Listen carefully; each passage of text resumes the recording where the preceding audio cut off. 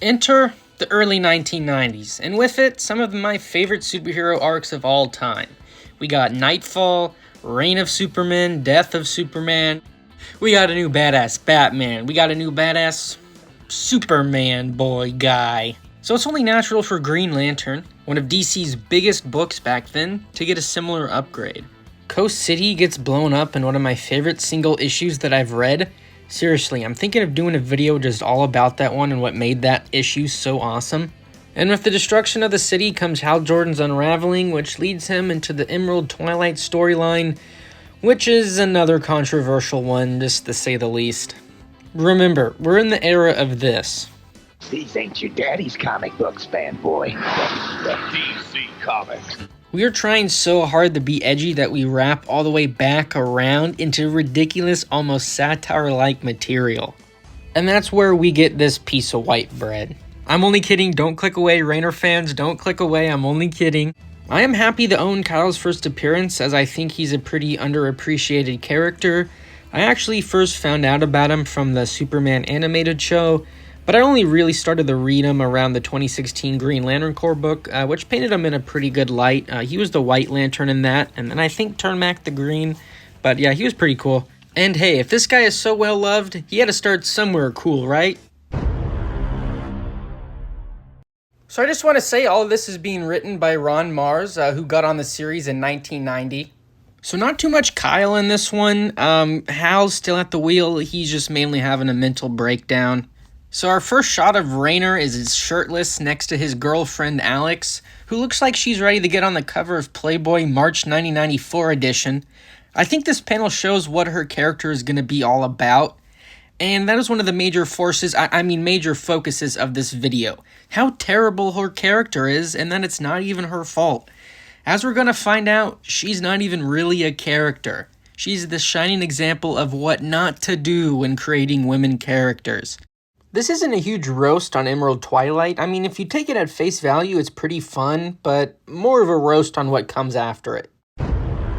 Well, after the Emerald Twilight series, we have Rayner in his first full issue as the main star, and it's a doozy. So after getting the ring, Cal decides to head over to Alex's house in the middle of the night, where she makes mention that they broke up a week ago. Well, I'm pretty sure any woman would slam the door and call the cops if their ex-boyfriend showed up in the middle of the night saying, "You can't resist me," but Alex does the rational thing and decides to let him in. He then shows her his lantern ring, and we get one of the most unironically funny panels that I have seen. Hey, this is for real. I'm not fooling around. I mean, yeah, it's hard to believe and all, but it happened. What? I don't even know how to analyze this. Why does it sound like this is something expected? It happened? What happened? Some guy gave you a ring? Why is he so casual about it? And why on God's earth is his plan, now that I have the ring, she'll want to hook up with me again? And why on God's earth does it work?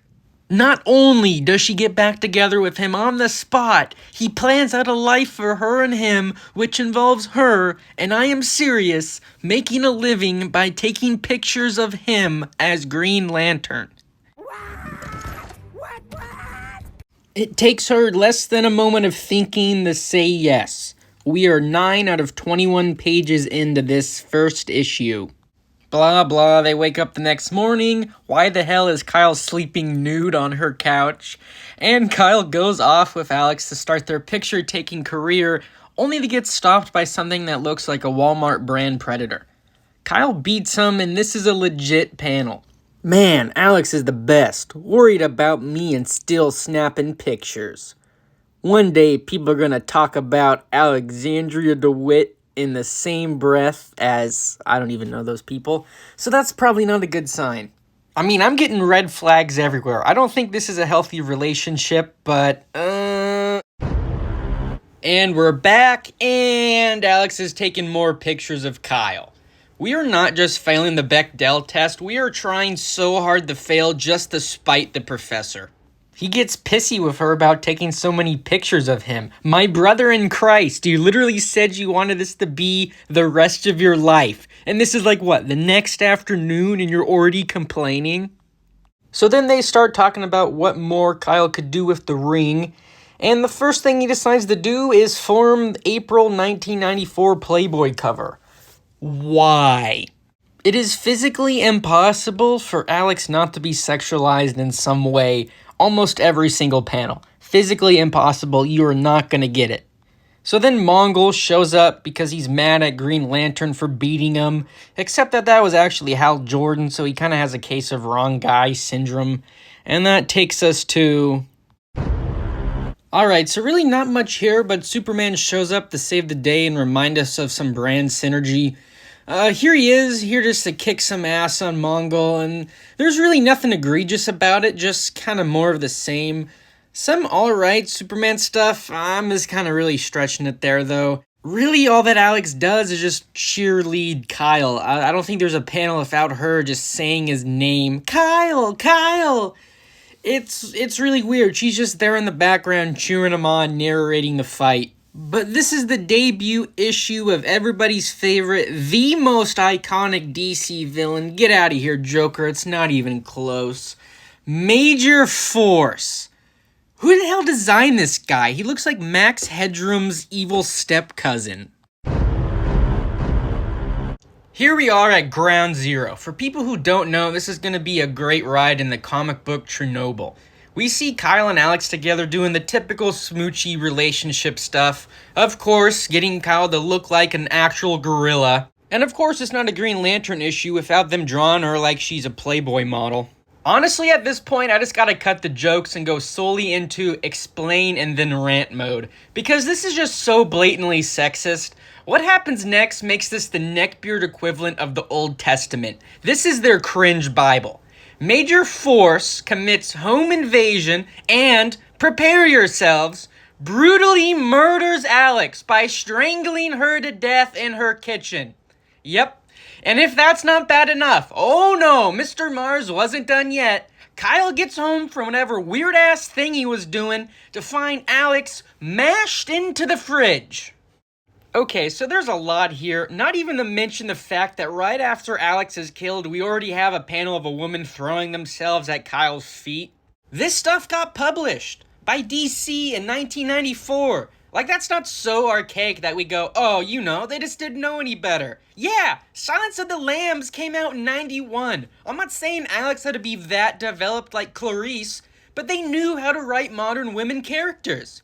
This is just so sexist. Like shit, Deshaun Watson probably reads this book to hype himself up before games. Also, why the hell is he disguised as a repairman when his face literally looks like that?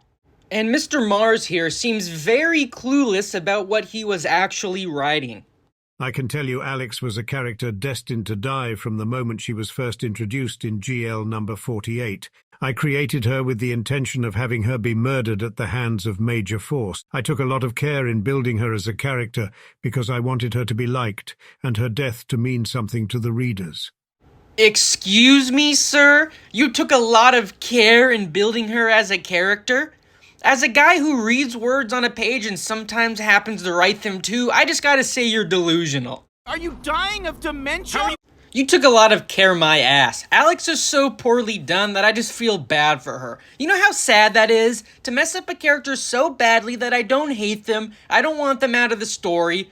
I am just sad they exist because they are simply nothing but stereotypes and tropes. This guy was writing Green Lantern in 94 and the best he could come up with for a reboot was Major Force and fridging Alex. Wow, great job, buddy. You'd make a great Reddit mod. More than anything as a writer, you want the audience to react emotionally to your work, to care.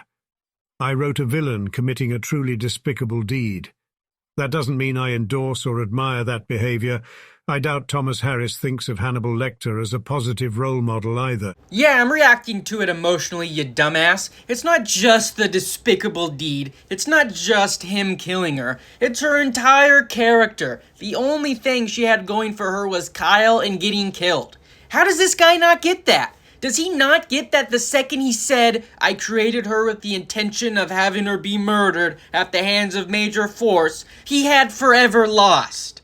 But these are times in which the general editorial mindset is cut to the fight scene, in which half-naked women on covers spike sales.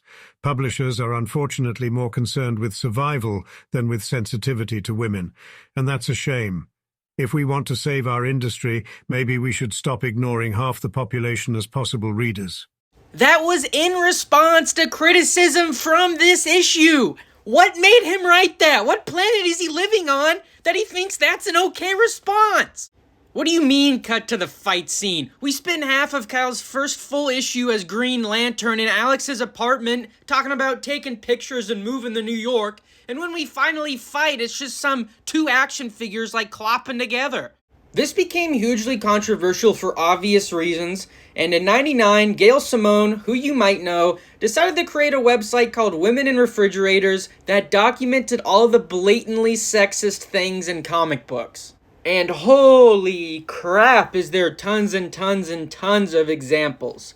This website is old as time itself, but I will link it in the description. It is a very interesting read.